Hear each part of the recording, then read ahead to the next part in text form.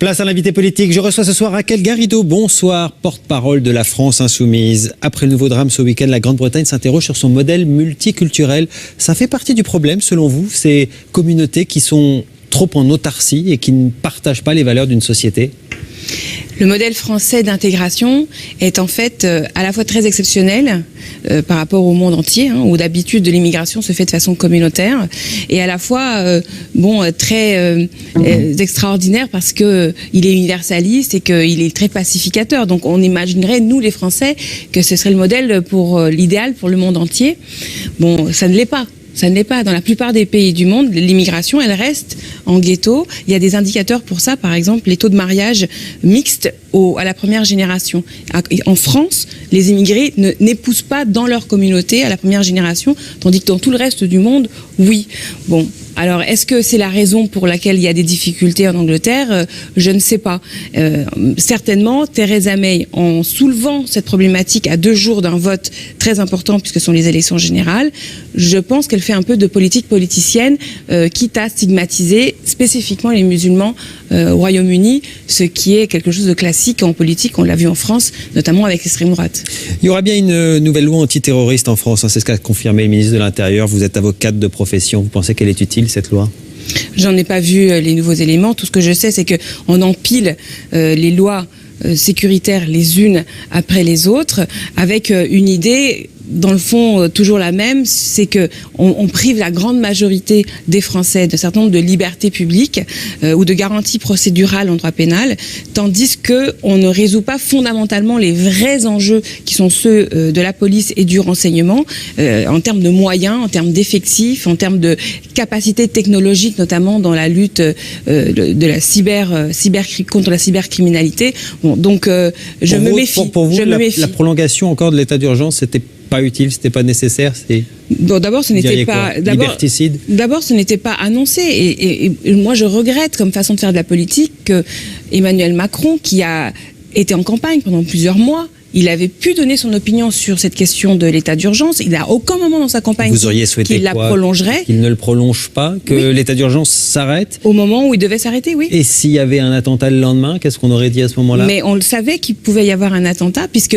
c'est même quelque chose qui a été dit pendant la campagne par les candidats qui, loyalement, ont dit aux Français, aucun de nous peut vous garantir 100% qu'il n'y aurait pas de nouvel attentat. Et donc, c'était quelque chose qui avait été dit, et je trouvais que c'était bien de l'avoir dit de la part de tous les candidats. Ils n'ont même pas laissé vraiment Marine Le Pen jouer cette carte qui, elle, voulait en gros dire si c'est moi, il n'y aura pas d'attentat, c'est odieux et c'est faux. Or, personne n'a dit qu'il fallait prolonger l'état d'urgence, et voilà qu'on prolonge l'état d'urgence, finalement, après que l'élection a déjà eu lieu. C'est pas une bonne façon de faire de la politique. En tout cas, sur le terrain de la réalité de la lutte contre le terrorisme, les spécialistes considèrent que l'état d'urgence n'est pas efficace, car le moment de sidération des criminels par cette nouveauté procédurale est finalement atténué par le fait que l'état d'urgence devient pérenne. Alors, certains considèrent que pour lutter contre le terrorisme, il faudrait peut-être aussi revoir les alliances, et les alliances avec des pays qui seraient des soutiens au terrorisme. L'Arabie Saoudite et ses alliés du Golfe Persique ont annoncé aujourd'hui qu'ils mettaient au banc tout simplement le voisin du Qatar en disant qu'il soutient le terrorisme. Est-ce que vous pensez qu'ils ont raison ? Est-ce que vous pensez que la France doit réfléchir à ce sujet-là ? Oui, c'est évident que le lien avec le Qatar est lourdement à remettre en cause. C'est évident qu'on a un 2 poids 2 mesures dans le message de la France quand on soutient ce type de régime. Donc effectivement, ça interpelle la diplomatie française et la politique de relations internationales de la France. C'est-à-dire, par exemple, si on se situe dans la logique des législatives, les Français vont voter pour le premier tour ce dimanche. Si on vote pour un député insoumis, sur cette question-là, ça veut dire quoi ? Ça veut dire qu'il y a une proposition de loi pour éventuellement faire une enquête, peut-être essayer de prendre ses distances par rapport au Qatar ? Arrêter les groupes d'amitié à l'Assemblée nationale ? Traditionnellement, les relations internationales ne sont pas dictées par des lois, donc je vous mentirais si je vous disais qu'il y aurait des lois sur ce point, mais certainement en matière de relations internationales et de droit international, Jean-Luc Mélenchon a eu souvent l'occasion d'expliciter sa position, qui est celle d'une France indépendante et qui est utile à la paix mondiale, d'abord en Syrie, en Irak, en mettant autour de la table une liste de belligérants telle qu'elle a été exposée par les Nations Unies, et effectivement en rompant des liens d'amitié trop prononcés avec des États qui sont en fait dangereux, comme le Qatar. On en sait peut-être plus aujourd'hui sur le projet de loi travail, de réforme du marché du travail d'Emmanuel Macron. C'était à lire dans Le Parisien. Alors, l'Élysée dit ce soir que c'est pas un avant-projet de loi, comme c'est écrit dans le journal, mais un document de travail. On y voit des priorités du président pour la réforme du marché du travail. Et parmi ces sujets prioritaires, il y a les fameuses 8 ordonnances qu'il voudrait faire passer, notamment concernant, par exemple, les règles du contrat de travail. C'est-à-dire qu'aujourd'hui, le contrat de travail, c'est défini par la loi. Demain, peut-être, avec ces ordonnances, ce serait défini au niveau de l'entreprise par un accord. Qu'est-ce que vous en pensez ? Je pense que c'est très très grave. Je pense qu'il y a une alerte générale à sonner aujourd'hui. Il faut que tous les Français se réalisent. Ce qui est très grave, c'est pas le taux de chômage aujourd'hui en France ? Bien sûr. Alors je termine ma phrase. Je pense que les Français doivent réaliser qu'ils ont au bout de leur bulletin de vote pour le 11 et 18 juin la clé pour répondre à cette situation et d'empêcher finalement cette horreur qui nous vient C'est-à-dire pour qu'il n'y ait plus autant de chômeurs en France. C'est alors, ça que vous dites. Concernant la lutte contre le chômage, si la baisse des droits sociaux avait généré de l'emploi, on le saurait, on serait déjà aujourd'hui dans le plein emploi, vu que ça fait des décennies que cette méthode-là, qui est une vieille méthode, qui consiste finalement à baisser les conditions de travail, les amoindrir, Pardon, en ne crée l'occurrence, aucun emploi. D'ailleurs, juste pour expliquer l'argumentaire est de dire c'est au niveau du terrain qu'on comprend le mieux ce qui se passe, donc au niveau de l'entreprise. C'est pas recevable comme argument ? Non, c'est pas recevable comme argument pour la raison que pour qu'il y ait une économie vivante, il vous faut des entreprises qui sont en capacité d'innover, d'avoir de la créativité, de produire des services et des biens nouveaux sur la base d'un certain génie humain. Et donc la compétition entre entreprises, elle doit être faite sur cette créativité, sur cette utilité et pas sur les conditions de travail. C'est pour ça que vous avez au sein des branches, c'est-à-dire des compétiteurs qui sont en fait au sein d'une même type d'économie, un espèce d'accord en disant écoutez, on va pas se faire la concurrence sur les salaires, on va essayer de faire la concurrence sur nos bonnes idées. Et là, en fait, ce que fait Macron, c'est qu'il oblige les concurrents au sein d'une même industrie à finalement baisser le niveau, notamment des salaires. Alors là, dans l'exemple que vous preniez sur le fait d'avoir des dérogations au contrat de travail, ce que ça veut dire en clair, c'est que les conditions de licenciement en fait, pourront être prévues de façon dérogatoire au niveau de l'entreprise. Donc, on pourra déroger et licencier beaucoup plus facilement qu'il est aujourd'hui. Alors, licencier plus, oui, mais sauf que... Vous faites pas confiance aux partenaires sociaux dans une entreprise ? C'est pas une question du tout de confiance, c'est une question pragmatique. Non, c'est une question pragmatique. Quand vous avez 9 millions de pauvres et 6 millions de chômeurs, je mets au défi quelconque salarié de négocier sereinement en matière de travail face finalement au chantage des délocalisations, au chantage de la fermeture des entreprises. Donc c'est pour ça qu'il faut au sein des branches industrielles une certaine cohésion et un pacte de non-agression sur la question des salaires, sur la question des modalités de licenciement.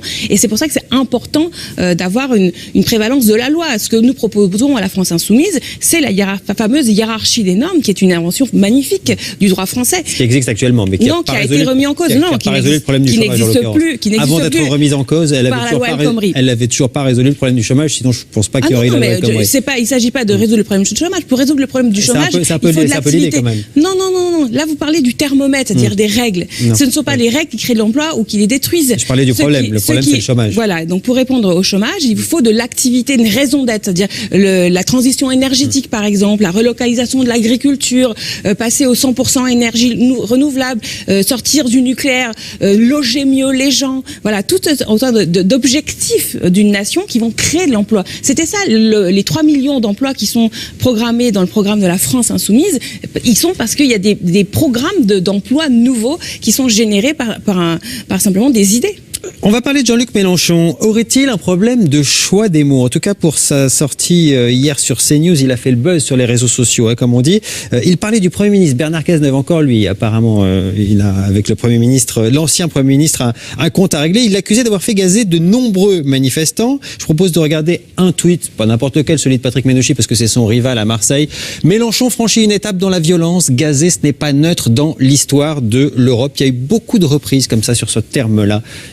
Il le fait exprès d'utiliser des mots dont il sait très bien qu'ils vont faire réagir ?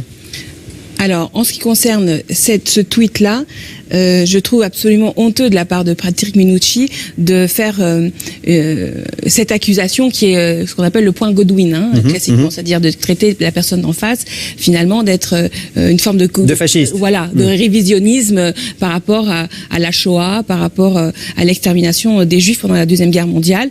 Gazer des manifestants, c'est une expression absolument anodine et usuelle. D'ailleurs, je vous invite à faire Google gazer les manifestants. Vous verrez une quantité d'articles de vos confrères. Je regardais encore aujourd'hui tout à l'heure Midi Libre, où voilà, tout le monde utilise cette expression. Donc on lui fait un mauvais procès alors. CRS, Patrick Mennucci et tous ceux qui ont réagi sur les réseaux sociaux lui ont fait un mauvais procès. Il n'y en a pas beaucoup qui ont réagi. C'est essentiellement Frédéric Aziza et Patrick Mennucci. Et ils ne rendent pas service à la lutte contre l'antisémitisme et le révisionnisme en utilisant ainsi la Shoah, finalement juste pour critiquer Jean-Luc Mélenchon, parce que Jean-Luc Mélenchon est devenu la cible numéro 1 aujourd'hui dans le cadre de ces élections législatives, car on ne souhaite pas qu'il réalise le bon score qu'il a fait à la présidentielle, car s'il le faisait, la France insoumise serait majoritaire à l'Assemblée nationale. C'est une stratégie pour Jean-Luc Mélenchon d'utiliser des mots qui peuvent faire réagir, toujours à propos de Bernard Cazeneuve, quand il l'avait traité d'assassin de Rémi Fraisse. Il n'a pas traité Bernard Cazeneuve d'assassin de Rémi Fraisse. Mais c'est ce qu'il avait dit. Non. Vous voulez qu'on le réécoute?